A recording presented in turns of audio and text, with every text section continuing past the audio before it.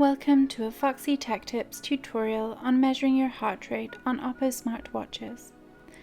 If you find this tutorial helpful, please consider subscribing to my channel and liking the video. Swipe from left to right on your watch's home screen to get to this menu. Scroll down to and tap on heart rate. Ensure that your watch is a finger width from your wristbone and snugly positioned on your wrist.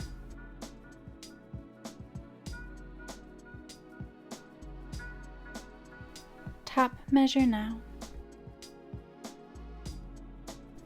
Try to keep your wrist as still as possible for the duration of the measurement. Your results will show once the measurement is complete. If you would like to turn on continuous heart rate monitoring, you can do so in the Heytapp Health app. And that draws an end to this tutorial. Please like the video if you found it helpful, and subscribe to Foxy Tech Tips for more Oppo Watch tips and tricks.